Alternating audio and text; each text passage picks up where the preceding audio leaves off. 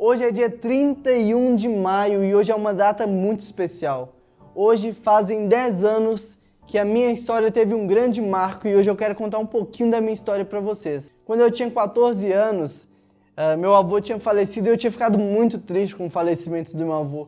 Eu tinha ficado muito deprimido e um dia eu lembro que muito chateado com Deus, eu fechei a porta do meu quarto e eu comecei a orar questionando a Deus. Eu comecei a perguntar a Deus o porquê que ele tinha levado meu avô, o porquê meu avô tinha falecido, se ainda ele não estava tão doente, não tinha uma explicação. E eu lembro que Deus me falou muito claro que tinha chegado o tempo do meu avô, mas mais do que isso, Deus me perguntou qual que era a marca do meu avô. Quando eu lembrava do meu avô, o que eu lembrava? E eu lembrava, poxa, sempre que me vem meu avô na minha cabeça, meu avô estava sorrindo. Sempre que eu tenho uma lembrança do meu avô, ele estava rindo, estava feliz, estava grato. E naquele momento Deus me perguntou. É como se fosse esse diálogo que Deus teve com Moisés. Eu lembro até hoje Deus perguntando para mim: Renan, o que você tem nas suas mãos? O seu avô, ele tinha gratidão, ele tinha alegria da vida. Mas o que você tem em suas mãos? E eu lembro que eu combinei com Deus que o que eu tinha nas mãos era um sorriso. E naquele dia, com 14 anos, eu fechei os meus olhos, eu entreguei a minha vida de fato para Deus. E falando, Deus, o que eu tenho para te oferecer é o meu sorriso, então usa ele independente do que for. E aí, então, eu voltei para a minha vida normal, comecei a me recuperar daquele luto, daquela tristeza do falecimento do meu avô. E passou um tempo, eu já nem lembrava mais daquela oração. Até que chegou um dia, eu fui para um campo missionário, fui fazer uma viagem missionária.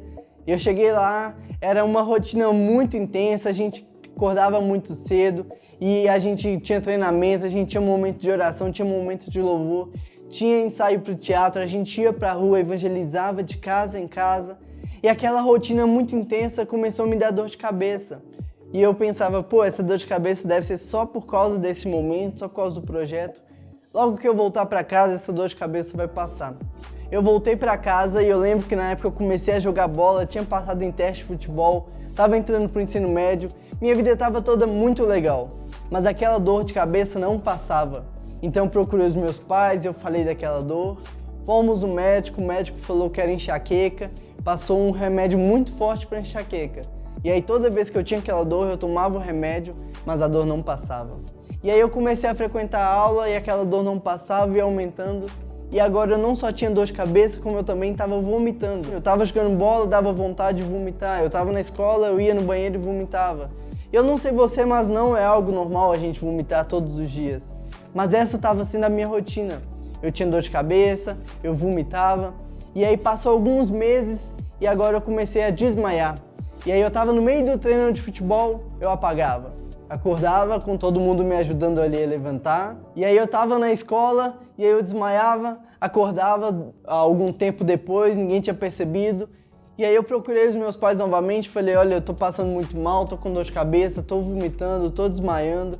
A gente voltou pro médico e eles falaram que era problema de vista, me passaram um óculos e nada melhorava. E aquela angústia foi aumentando de não saber o porquê da minha dor, de não saber o que fazer para aquela dor melhorar.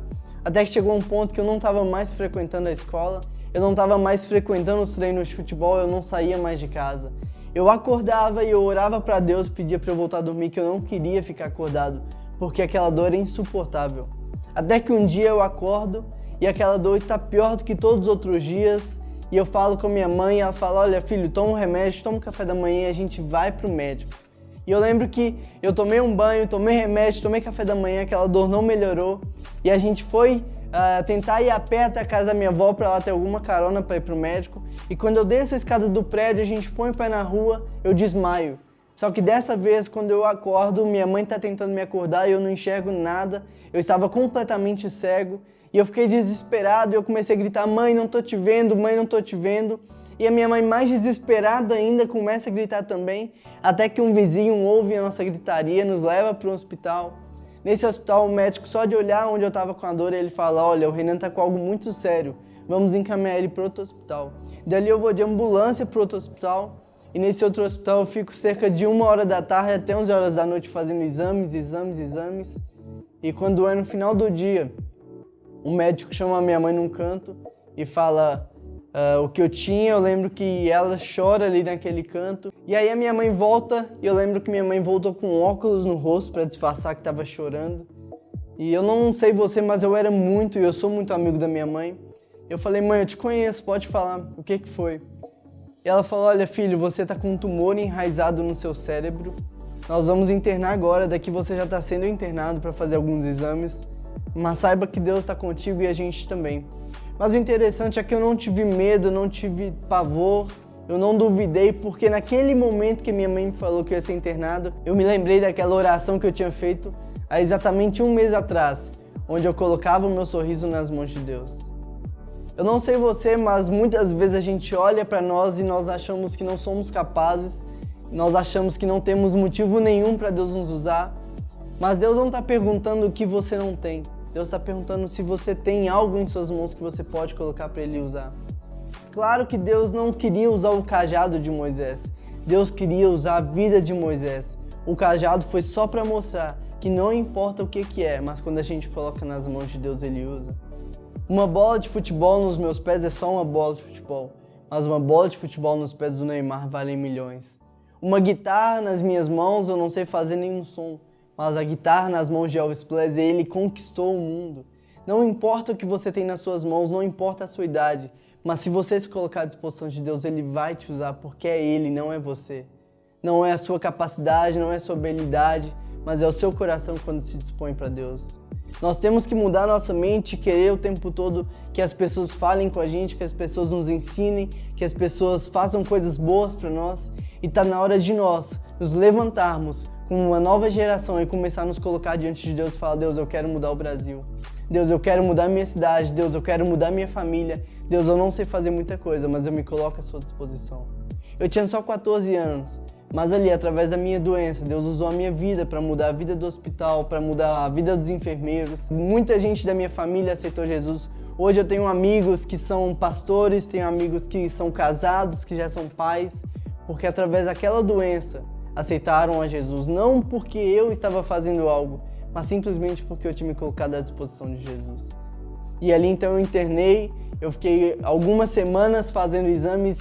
E apesar de tudo, eu via Deus usando meu sorriso. Independente da dor que eu passava, independente dos incômodos, Deus estava fazendo algo porque eu não estava murmurando, porque eu não estava reclamando, porque eu estava ali, disposto para o que Deus tinha para fazer através da minha vida.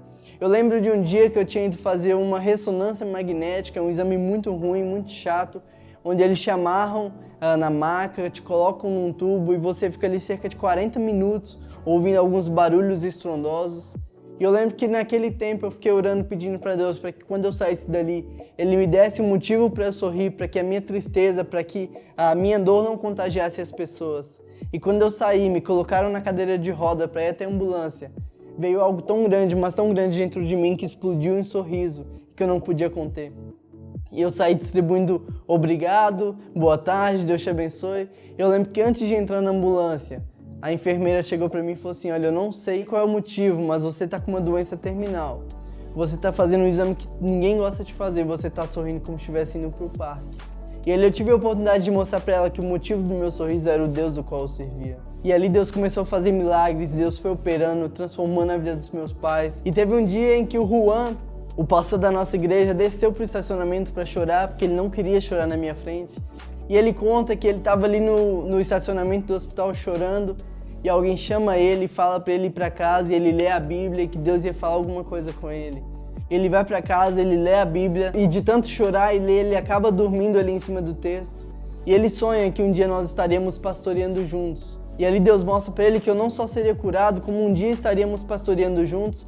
E naquele momento Deus chama o Juan para o ministério, Deus fala para o Juan que quer usar ele para cuidar de vidas. E o Juan, logo que eu sou curado, vai para o seminário e hoje é pastor daqui da primeira igreja batista de Belo Horizonte. E Deus foi fazendo, Deus foi movendo. E aí foram passando os dias, eu fui fazendo os exames. E aí os médicos precisavam que os meus pais assinassem um termo autorizando a minha cirurgia. Os meus pais não tinham condições, ambos estavam muito mal, chorando muito. E aí o Juan vai para assinar. E o Juan pergunta para a médica, olha, se fosse seu irmão, a senhora assinava para ele fazer essa cirurgia? E a médica fala, olha, se seu irmão não fizer a cirurgia, ele morre 1 semana. Mas se ele fizer essa cirurgia, se prepare para o pior, Provavelmente vai sair alguém vegetativo, alguém sequelado, que vai depender de vocês pro resto da vida para andar, para comer, para tomar banho. Não vai ser mais o Renan que vocês conhecem. E sem ter o que fazer, sem ter muita escolha, o Juan assina aquele termo, marcam a minha cirurgia para 31 de maio de 2010. E eu lembro como se fosse hoje, naquele dia. Eles me acordam bem mais cedo, eu tomava por dia cerca de 26 agulhadas. Eram 9 de manhã, 9 de tarde, 9 de noite, para o meu sangue não coagular. E naquele dia eles me deram essa injeção bem mais cedo para que eu tivesse tempo até a cirurgia. E eles colocam os meus pais, meus irmãos, eu numa sala e falam: olha, a gente vai dar 15 minutos para vocês se despedirem do Renan, porque daqui a pouco é sua cirurgia. Eu lembro que naquela sala a gente chorou muito, a gente orou. E eu entrei pro bloco cirúrgico e a gente cantando: cada vez que a minha fé é provada, tu me dás as chances de crescer um pouco mais. E foram mais de 12 horas de cirurgia, enquanto isso muita gente da minha família, da igreja, os meus amigos da escola estavam lá no hospital orando por mim. E quando eu saí do bloco cirúrgico, os meus pais contam que minha cabeça estava enfaixada, inchada, vermelha, meus olhos trêmulos e eu não estava mais como eu era antigamente, meu rosto estava irreconhecível. E a minha mãe desabafa como que ela deixou que tocassem no menininho dela, que agora estava com cara de um homem do qual ela nem conhecia mais. Eu vou pro bloco cirúrgico em coma, fico ali mais de 5 dias, até que da hidrocefalia eu tenho que voltar para fazer outra cirurgia. Então, se a previsão do coma era aí 5, 6 meses, agora era pior ainda. E aí eu acordo do coma alguns dias depois e os médicos falam para os meus pais que eles não conseguiram tirar nem metade do tumor, porque estava perto do bulbo respiratório e se mexessem demais eu parava de respirar. Então eles tiveram que fechar minha cabeça e não tinha mais o que fazer. Então eu fiquei com um dreno externo para tirar o líquido, né? Mas o tumor ainda estava ali, eu precisava só recuperar para ir para casa. E quando eles vão me dar alta, eles falam: olha, a gente está dando alta pro Renan, mas a gente não conseguiu tirar o tumor. Então a gente está mandando ele para casa, então aproveita enquanto o Renan estiver ali, porque a previsão não era boa. E o interessante é que eu recebo alta, eu saio do hospital conversando, andando como uma pessoa normal, mas com tumor na cabeça. 2 meses depois eu volto para fazer o exame e aquele restante do tumor, sem remédio, sem químio, sem rádio, simplesmente desapareceu para a honra e glória do Senhor. Hoje fazem 10 anos, eu não tenho nenhuma sequela, eu vivo normal, trabalho normal.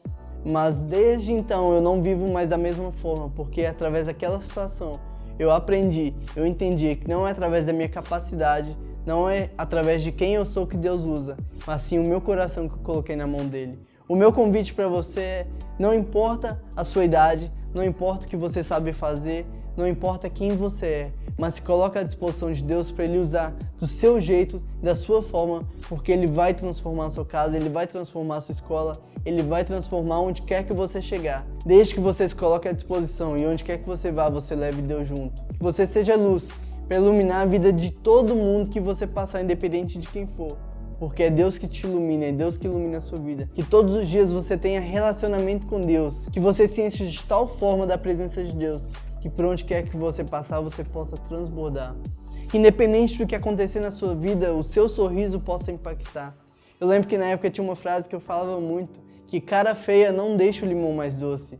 Não adianta você fazer careta para os seus problemas, mas quando você ri diante dos seus problemas, você ajuda outras pessoas a passarem de uma maneira diferente. Então pare de murmurar, pare de reclamar e comece a ser quem resolve, quem ajuda, quem ama e quem cuida. E é assim que Deus vai te usando. Mas a minha oração é que a partir de hoje você se coloque à disposição de Deus e Ele use quem você é para transformar o mundo. Porque a gente não está aqui para ser servido, nós estamos aqui para servir. Vamos orar? Paizinho, eu coloco a minha vida hoje, depois de 10 anos, para o Senhor continuar me usando do meu jeito de ser, Pai.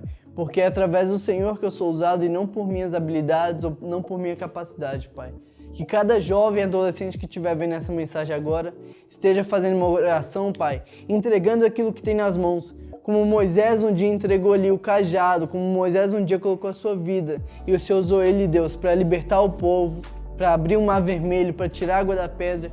Que o Senhor nos use, Pai, para transformar o mundo do qual a gente vive. Essa é a nossa oração em Teu santo e poderoso nome que nós oramos. Amém.